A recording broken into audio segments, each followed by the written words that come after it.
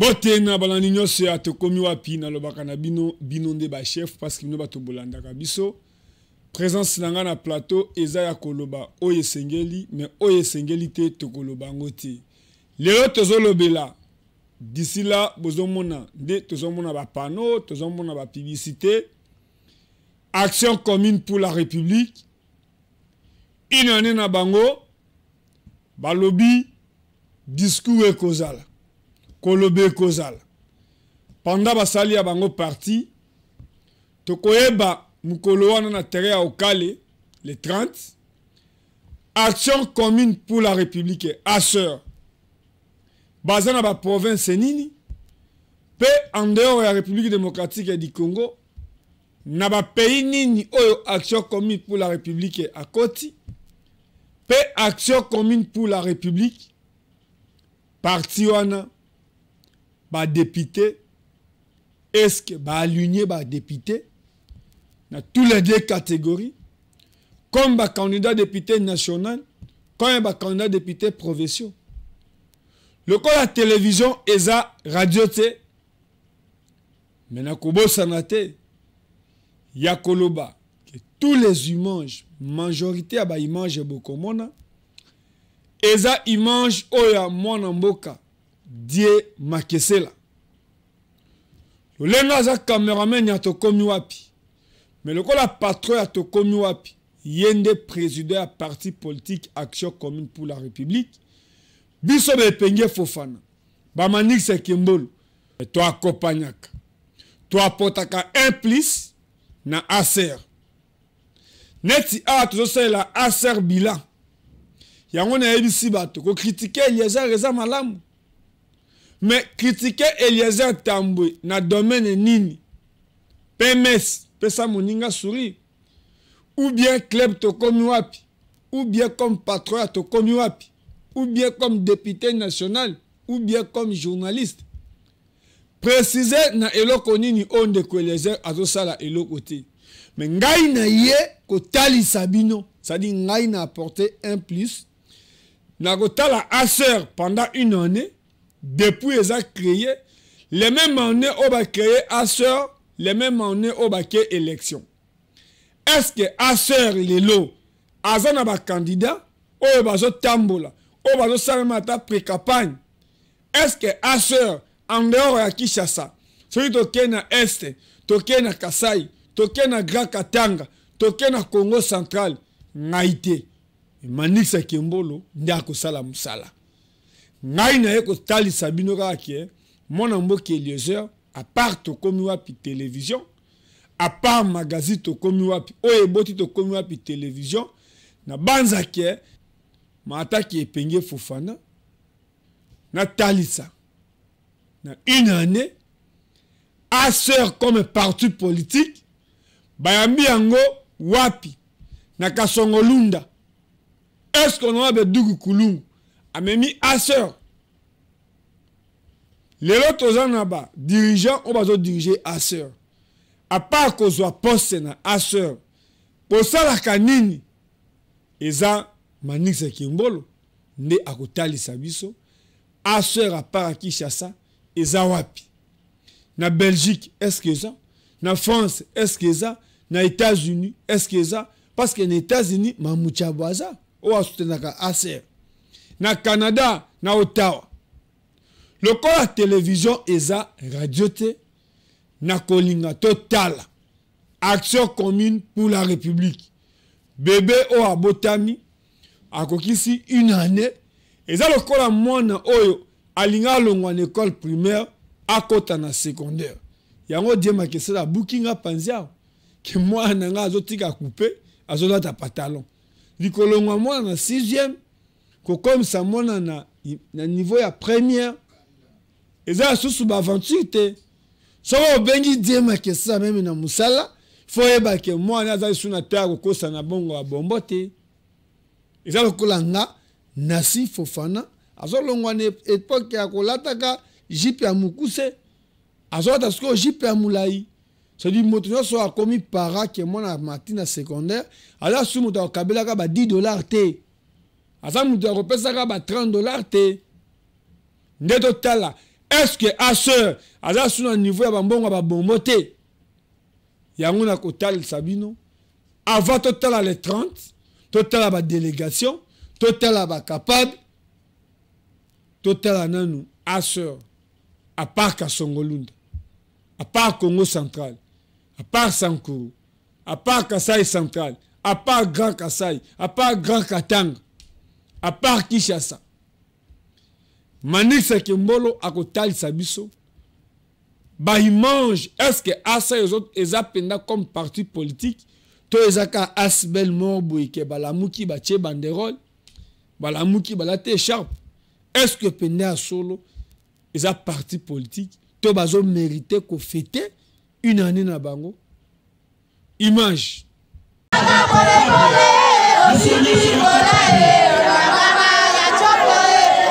La ville de Kisangani dans la province de la Chopo était en ébullition ce dimanche 2 juillet 2023. Il s'agit de l'arrivée du capable président national du parti politique Action Commune pour la République et les Tambou, accompagné Madame la capable secrétaire générale Sophie Kakoudi, ainsi que les secrétaires nationaux en charge des fédérations, sans oublier les conseillers en matière de sécurité et de protocole.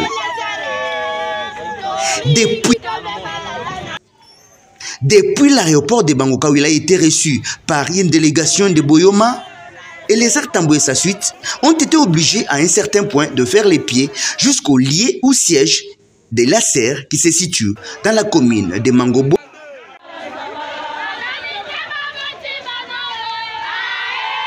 Sur place, la foule était nombreuse pour écouter le porteur du mandat national qui a toujours défendu cette ville ainsi que la province de la Chopo, bien qu'il ne soit pas élu d'ici.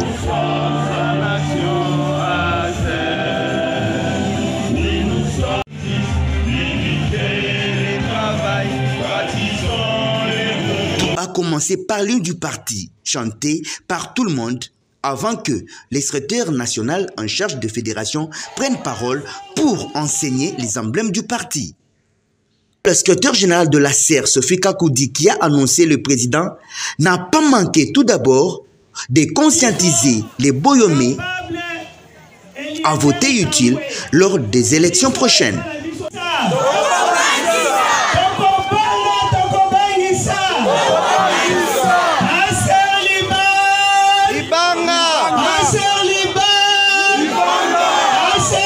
Il fallait attendre celui que tout le monde attendait, le porteur d'un mandat national, président national du parti politique Action Commune pour la République, qui n'a pas manqué de rappeler aux tiers l'amour qu'il a toujours envers eux. Il avait dénoncé du haut de la tribune de l'Assemblée nationale des cartons de sardines périmés en destination de Kisangani. L'Assemblée nationale, honorable président, ngai naza eli ya chopo te mais jamais na kondima ke bande konanga ya chopo bakufa makambu ya mabe yango anezo kende koboma bana chopo na belela boyoka ke basardine ebele bachaki na babato ebele ya awa ne batu bakongoli miso bakomi kotala aser show bana Kisangani show bana chopo show bana Mangobo show awa na Kisangani basala guerre ya 6 jours baboma batu boete batikali bazozonga lisusu kosala ba complot pona koboma lisusu est-ce que ça malamu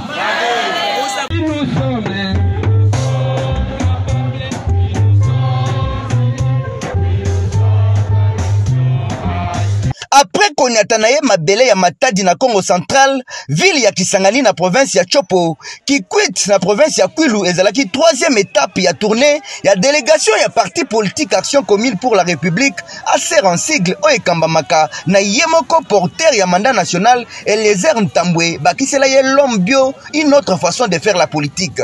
Akitaki yemoko te, pembeni na ye capable Sophie Kakoudi, secrétaire général ya parti femme dynamique bakisela yepe mwasi mobali.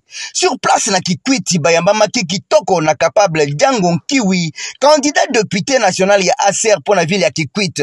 Azalaki ye mokote na fédéral ya Kwilu, ba notable batu ebele lokola secrétaire national en charge d'implantation, mwana mboka capable Junior Kembi na ba capable ebele.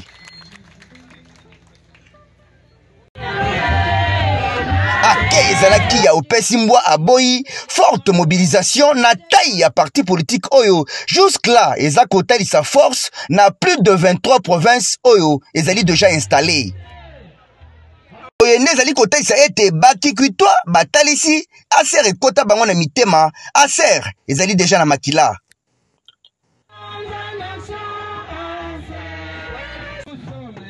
Lokola momesano pona ba échange patriotique nyonso e bandaki nanu na hymne du parti bato nyonso bayembi sima ezalaki prise de parole pona remerciement et pas capable Django Nkiwi oya yambaki honorable Lézer na délégation na ye azangi sekte kopesa pe merci.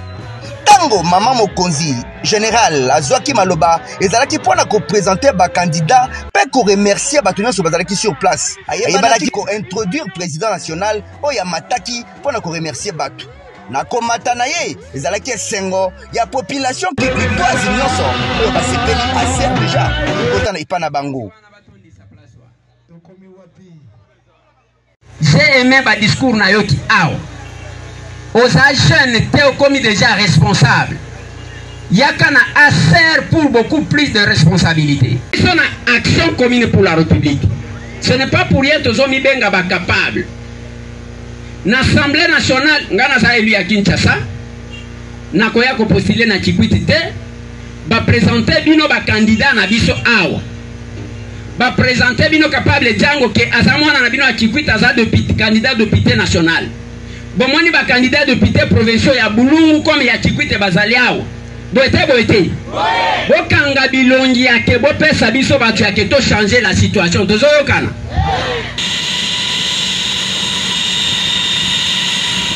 Ezali aux environs il y a 15h heure locale, ndé avion memaki président national et parti politique Action commune pour la République. Mwana mboka Lézer Ntambwe oyo azalaki accompagné na madame Sophie Kakoudi oyo azali secrétaire général ya parti. Bagiambamaki na pied d'avion et pas ya secrétaire général adjoint en charge ya organisation na kati ya ACR, simana ye coordinatrice ya ACR na niveau ya province ya Kasai central. Pe ba capable belé. Esengo ezalaki makasi na akei na bango bamati na bamituka cortège ebandi ezalaki opesi mbwa aboyi kaka ndenge tolobaka. 4e province ya tournée oyo mwana mboka Lézer Ntambwe abandaki na secrétaire général ezali kosensibiliser pe kosoutenir bakandidat nyonso bakopostuler na liste ya ACR. Cortège ebandi ekei ekoti na ville ti na stadium de l'espoir esika meeting ezalaki prévu. Botala sikoyo entrée ya délégation ya ACR conduite na président na SG oyo bazali kobenga Dio gagnant bakotaki na esengo nyonso bato basepelaki. Tango bakomaki batourner stade Mobimba plein à craquer, plus de 10 000 personnes selon ba organisateur nde bazalaki réunis na kati ya stadium oyo. Bakindaki bazu esika meeting ebandaki ndenge échange patriotique ezalaka organisé.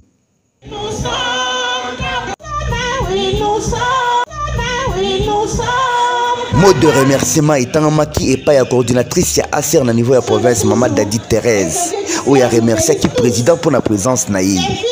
Sima ezalaki maloba ya secrétaire général adjoint en charge de l'organisation oyo azwaki pe maloba pe ko sensibiliser bato nyonso bayaki ko répondre na appel oyo ezalaki esengo makasi. Sima na ye mwasi mobali ndenge bazali kobenga ye secrétaire général Sophie Kakoudi amataki po azwa maloba d'abord ko présenter ba candidat nyonso ba ko postuler na liste ACR sima pe ko bengisa président amata aya koloba maloba na ye. Tango batelemisaki mwana kololo pango ndenge bazali kobenga ye député national porteur ya mandat national bakisela ye l'homme bio de kombo ya sika bakomi kobenga ye amataki na podium pona kosolola na bandeko na ye lokola azali natif ya Kasai abetaka ngana chabwala. Communion ezalaki makasi entre population na président national ya ACR. Kwa kwanza différence ni bantu bakwa. Na tukala nabu nanu mona changement mukasaye. Bantu babu ni badu tunusula mbako opérant. Des commissionnaires, des escrocs, des voleurs. Baba négocier mumena enu pina hapo biba franga kasai kafwa. Wa mutanda munemu kupeta mutu lokwa sanzu bungwalu bukolo. Balo munemu balo kusomba mu ma hotel. Hotel mina yinyi nenu ayi. Kana moyo wetu awe. Moyo kabidi. Kumuwaji tumo we mutanda mu cabinet kendi. Uvwanu ni bana betu bakulego. Bakwa bakundeni. Bakwa ba kudibaye. Bakwa bawo mfo. Toni mukaba bumbushe mwamu bakwa. Mbezera kasai bwaluka kai. To rappeler que ville ya Kananga ezali 4e étape après Matadi, Kisangani qui quitte. Prochainement, Ekoyebana, Aser, toujours Likolo.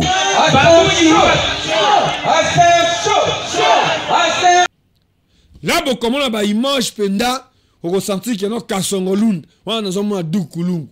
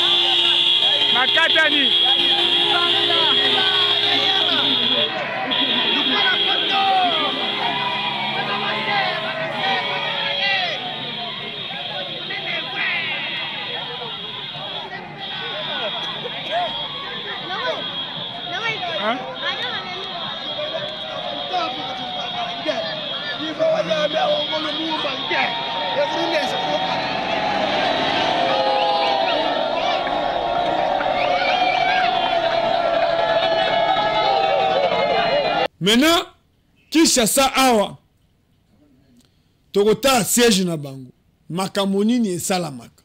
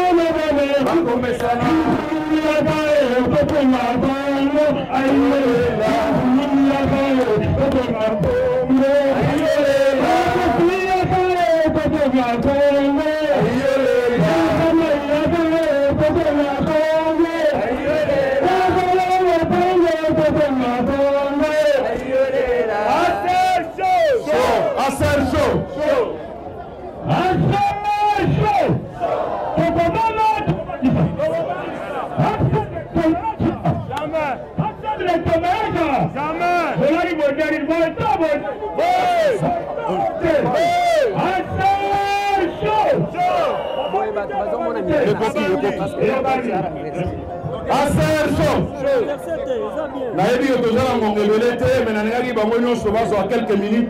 Assez chaud. Totika makelele. Nye. Tosela. Aser chaud. Aser liba.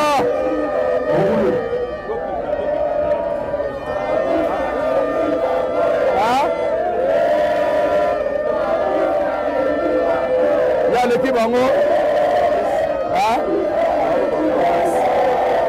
Aser chaud. Nayoki.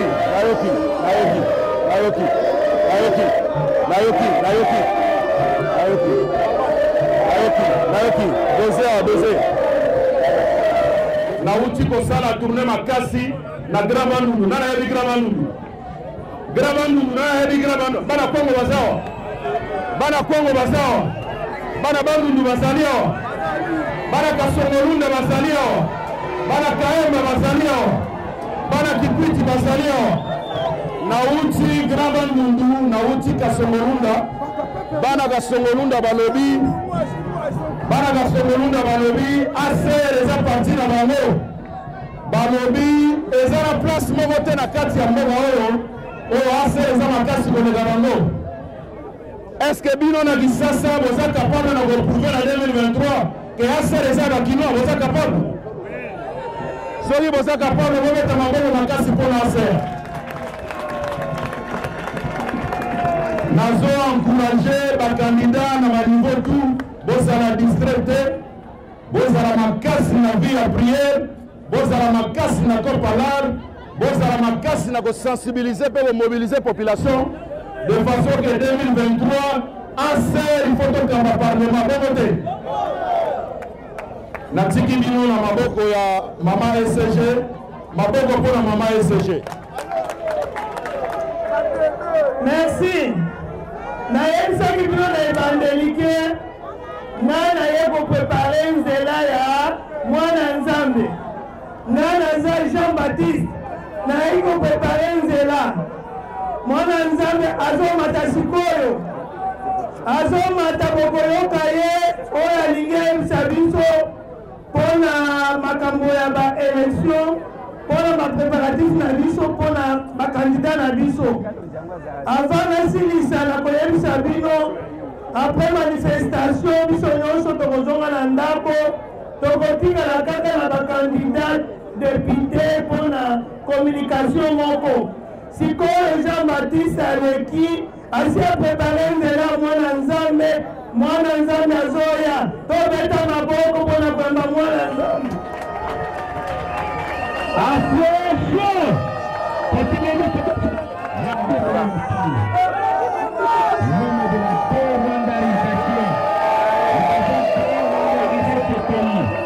Il est là. Tobeti maboko. Merci.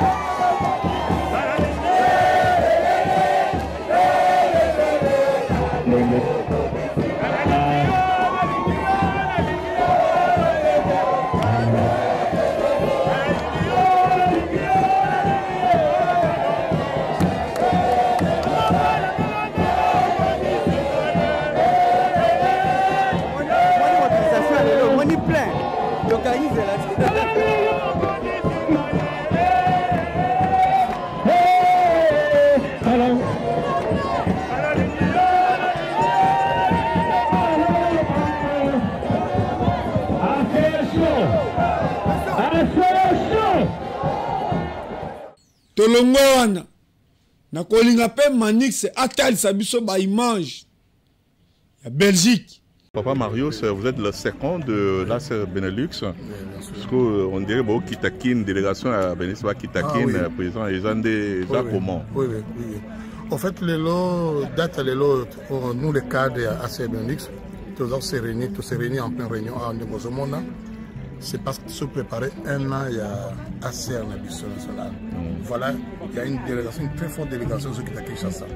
Très forte. Donc, ça dit que là, on te dit, c'est l'occasion pour Nabiso à Abakadre, tout solo là, tout ça là, qu'est-ce qu'on peut faire pour que ACR un an, où tout ça fait, tout célébrer, dans le 30 euros, et ça la pensa, n'a impact. C'est pour ça que nous, on a ACR Benelux, et décidé non. Tout coûte, tout ça là, tout traiter tout le point. Pour permettre de la délégation à mon pour une semaine. C'était même pas prévu. Mais on s'est dit pour l'amour en boca, pour l'amour à partir de Nabiso, on n'a pas le choix. Il faut donc la maman coordinatrice, maman Marie-Jeanne, toujours qu'il y a papa Constant, le secrétaire, toujours qu'il y a papa José, trésorier. Donc en fait, c'est quasi équipe Mobimba. Ouais. Alors on s'est dit, voilà, pour nous, c'est l'occasion d'aller voir aussi nos frères qui sont là-bas, d'aller discuter. C'est très important. Voilà, ça c'est parmi les points hauts, alors des jours, les autres débattre pour le voyage Nabiso. Donc, Kalate Bokende Kinshasa, si, délégation à Mounen, à Belgique. Bien sûr. Il y a ACR Benelux. Bien sûr. Les locaux sont capables déjà de visa là-bas. Visa, donc vraiment, tous en ensemble. Tous en ensemble. Donc, tous accompagnés par l'Union ACR Benelux. Parce qu'il faut tous à la Wana. On ne peut pas accepter que l'anniversaire Mounen Oyo. On va représenter un bureau seulement. Si, uniquement bureau. Ils ont un bureau, tout ça, maman coordinatrice. Maman coordinatrice. Maman coordinatrice, maman Marie-Jeanne Kele. Oui. Il n'y a pas au Kenya. Donc, maman Jeannette au Kenya. Il y a un candidat aussi. Oui. À côté de papa José, il y a le trésorier, le financier. Il a quitté Kinshasa. Mais il y a le mois. Et puis papa Constant. Tu sais ce que j'ai beaucoup aimé dans ACR Benelux. Ils n'ont pas les trésors qui a payé les billets pour tout le monde. ACR chaud. ACR chaud. ACR chaud. ACR Bokini. Mobimba. ACR à Kinshasa. ACR Italie. ACR Bologna. ACR Florence. ACR Milano. ACR Venezia. ACR Roma. ACR Isola d'Elba. Ciao. Soki na longwe wana qui concerne ACR. Est-ce que vous pouvez mon Eliezer comme président du parti politique à cause de Anesengo, à Fandi Nandako, à la vidéo et Penge Fofana, à Zotal Sabato, ACR, à Vagou, to bato pena ba soutenir Kai, bato ba tia Kai poids. Bagoza fier, ya kotala élément oyo, bata pena que parti politique na une année, tout le monde a UDPS, to eba nenge ba créer en côté, tout le monde a PPD, to eba nenge ba créer en côté. Tout le monde a MLC, INC, mais à ce réseau parti au ebimi, manisa robet à l'isolo que na moni de bakinaka na fikin, inane na bango. Gagnant de laser. Bango ana basali kokota. Est-ce que bamoni. Image yango mokano ba. Wana bango. Na oki kaloji bango wana. Dans quelques minutes, dans quelques poussières de secondes, c'est l'honorable Lézan Tambo qui va monter sur le podium pour son discours. Nazo pesa merci et pas ba papa, ba maman, bande konanga ya basito ya mibali. Merci mingi na ba personne avec vivant avec handicap. Naza vraiment heureux parce que nazo mona batuana bazo seka. Pambate ya biso politique tozo sala eza ya kopesa moninga koseka. Kopesa moninga sourire. L'homme au centre de tout. Voilà. Je vais prononcer ce petit discours en français. Après na kopesa moi maloba muke na lingala. Avant de présenter Bino Batu Ebele. Ya liboso, je dois dire merci au Créateur du ciel et de la terre, l'Éternel des armées, celui qu'on appelle l'ancien de jour, parce qu'il y a Moutouandimi qui est au Sangana Mukolo Mwalelo. L'honneur, la gloire lui revient à tout seul. C'est grâce à lui que nous sommes capables, bien sûr.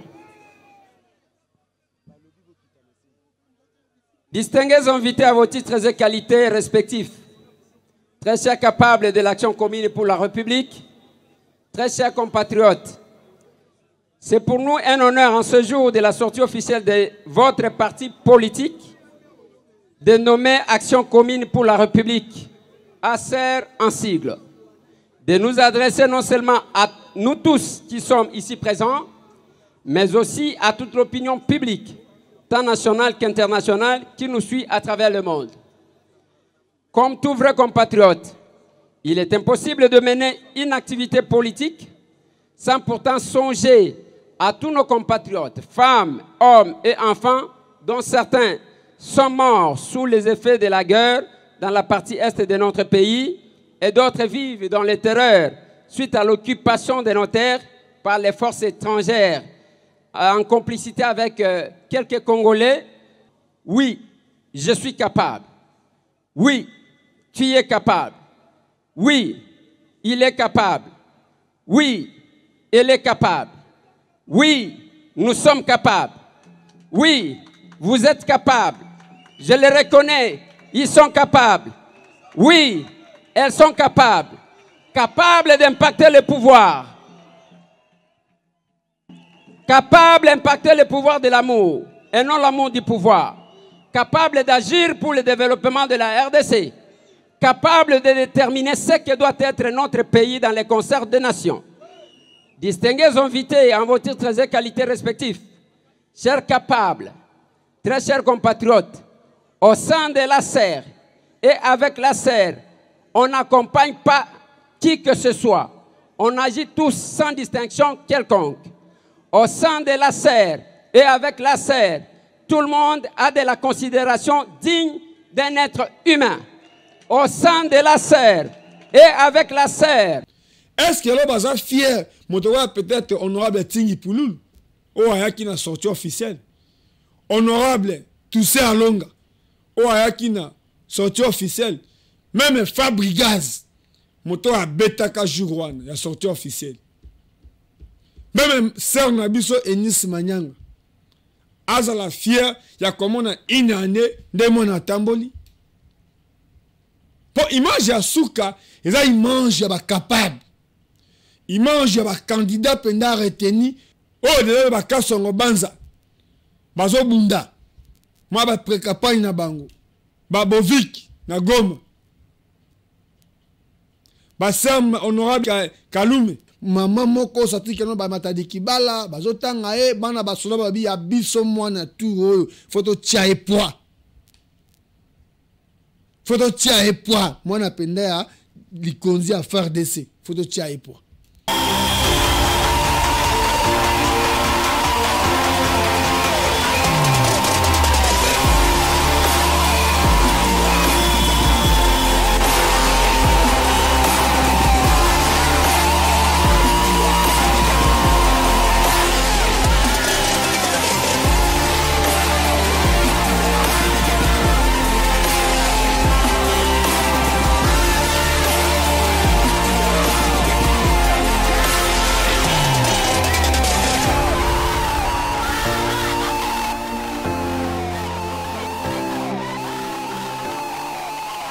Après la validation de sa candidature par la Commission électorale nationale indépendante, CENI en sigle, que Madame Genèse Kalumenzolo, candidate à la députation nationale de la district de la Lukunga et cadre du parti politique Action commune pour la République ACER en sigle, parti cher à l'honorable Eliezer Tamboué, a effectué une descente dans le village Manenga et Mbolo dans la commune de Mongafula pour s'enquérir de la situation qui frappe les habitants de cette contrée de la ville-province de Kinshasa qui semble être abandonnée par leur triste sort.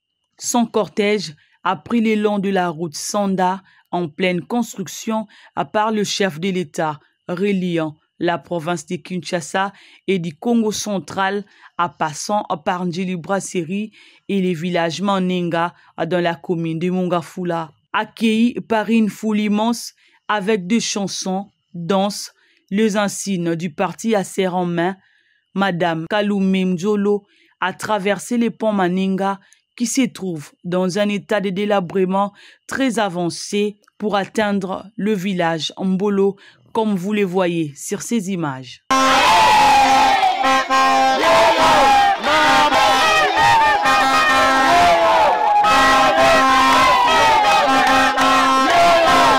Arrivée sur place, elle était accueillie par le chef coutumier du village Mbolo, le chef Germain Ndala Kimbela, ainsi que le chef coutumier du village Maninga, le chef Mbimbi Mafuka.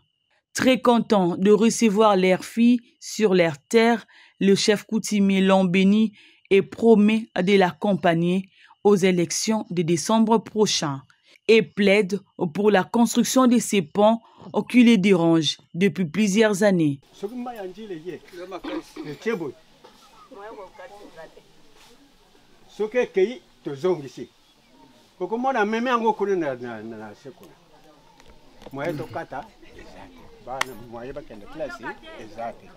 Alors, pendant yo maman, lelo, et pas ina yo, puisque toza ko senga, le loko wana yo kati kuna pont. Toza na bana classe yawa, bana mike ba gardien ko to moye batange zate, po to ko permettre te mwana kata isika wana.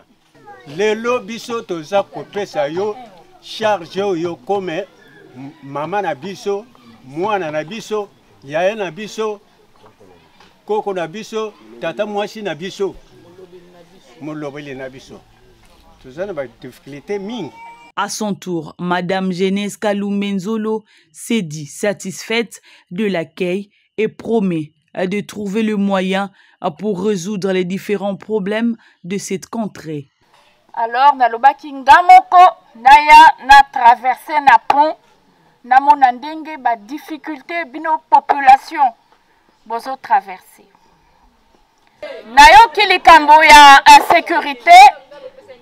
À partir de la semaine prochaine, nakosala nyonso na okutana na bakonzi potocha station moko ya police.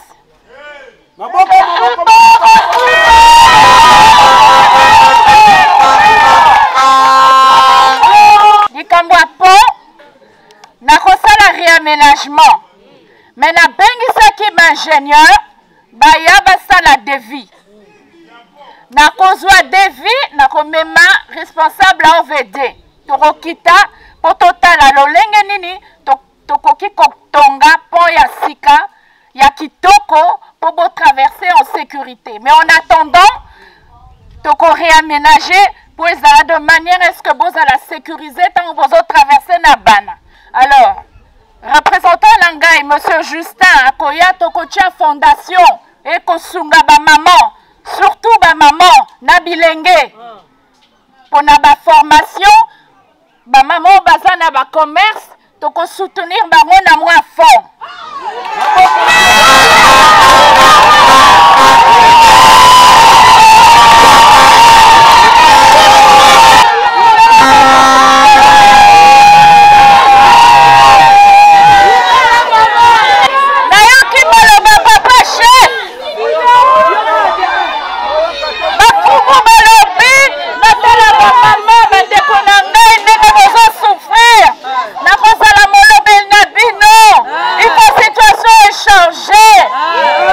Pour sa part, la population du village Maninga et Mbolo demande l'implication de Madame Genèse pour la rénovation de ponts et plaide pour l'insécurité qui menace ces villageois. Na sepeli na ndenge yo mama komeli biso ana mabele na biso ya Mbolo. Mama toza na mawa neti batu moko tozangi bana oyo bakoko kosunga biso ba mama. Na Mbolo na biso tala kaka na ngamu bange kaka ya boy na po wana na ukatsa na kata kate na kendekete mapa ifana tinda na mutu ake no kutsulanga bongo ngamoko makolekewa mama bongi sila biso pont toza na posa ya pont après école ya bana ndenge yotangi e bonke bilenge wana pe batanga lokola yo toza pe l'hôpitalité e bongi ke to tiela biso mwa hôpital kwa to bikila kamoke wana na Mbolo insécurité ezali insécurité eza ndenge nini na bakulu na te na miyibi te ezali na jeune moko aza kuta soki muna si wapi moi je ne sais pas comme ne Blanchard ba coopérer na chef de groupement aye bakaboli mbolo en deux kuna bachango mboka mususu ape mboka mususu maintenant à mettre en cause tout le acte de vente au premier chef coutumier ya mbolo à Sala. Maintenant, ils allaient causer tort na batu. Ce qui nous dit aye na ba chinois na ba indien na ba généraux pour na ateka ba place kuna. Ce qui nous travailler pour na défendre le terrain aye. Vraiment donc aza causa enlever même un chef coutumier a été enlevé 40 ans, a été dans la prison pour toujours Macambouana. Mais la vraie histoire, ce qui on va vous dire que l'espace nyonso oyo alors on a aye sikoyo akomi causer ba insécurité aya ana mbolo wa tango batu ba déclarer ba terrain na bango za côté ka aya na ba soldat na 4 heures ba leba ba beta masas bel kutusima alors ezali ko tia vraiment ba jeune vraiment na passe na insécurité vous avez des casquettes comme une casquette ezali ya parti ya de lézard de biaza makas mingi soki moyen ezali tokoki la commission de l'équipe la TV pour déclarer le corona nyonso bayoka yango. Par ailleurs, les directeurs de la fondation FOGEC, M. Justin, annonce l'ouverture du siège de la fondation pour l'accompagnement de femmes et exhorte la population de donner la chance à Madame Genèse Kaloumé et ajoute que l'adhésion de masse dans le parti ACR sera organisée dans les jours à venir. Le kolaba image ezebele a ande na suki po ya kolobe ezale to tali sabino no avagu ya les 30 est-ce que yo kozala na terre okale na lingwana pongai na kozala. Merci na ba onyo so ba sepela nanga na lobaka toujours merci na passer Félix Sombo moto aza komi tungisa ma partout Angleterre ba petit nanga na zan lo wa sale la oti qui concerne lamba en tout cas na kobanda ko potana malgré tout Angleterre qui a ses facilités binomoko bozota ke na telemi na bokasi ya pasteur Félix Sombo moto azo tia libondeli pe moto azo ba kenon epenge Fofana a telema qui concerne koleka na télévision et lamba ezalokola outil ya travail okoza na maloba kitoko isoko lati malamu te moyeme bato batala kayo ba sepela nao ezate. Merci na pasteur Félix Sombo. Merci na sur mesure moto ayebaka valeur à chemise ayebaka valeur à veste ndenge na telemi boui c'est pasteur Félix Sombo totikaka biloko wana ka soki manix abeli abiki ndolo bakeno na kotala te linga manix talisa ye bolingo tango entrée scolaire ye nino sali pona manix po mwana ya tanga tango entrée scolaire ye nino sali po mwana Dema Kesela atanga na absence epenge Fofana osalaki nini mais awa nazolemba ba appel pasteur Marcelo alobi pasteur Marcelo alobi mais je pense que yemoro place aza ayebi kitanga simbi sacré yemonda ko yeba papa embaza moninga na ete lobi na lobaki mais lelo so alingaki apesa par exemple faraba na pasteur Coutinho Fernando abanda na pasteur papa na biso apôtre Mbiye baza parmi bato ba bundi pour na réveil telemo mais bon comprendre que l'autre ba pasteur baza na ba chaîne YouTube lokola bato ya YouTube o esengeli afuta na YouTube esengeli ba futa e faluka bez parce que jusque là moto asisi kotanga bible azate ya koloba na bible ezali petango moni moto atiki bible aye na makambo ya mokili seki ya koloba ezate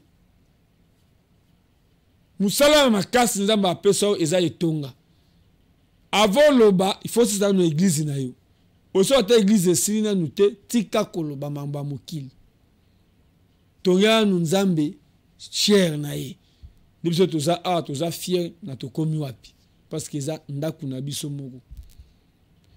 Merci na Manisa Kembolo o azana matoyi ya koyoka ayoka linga kosunga mutu tango azana bomoi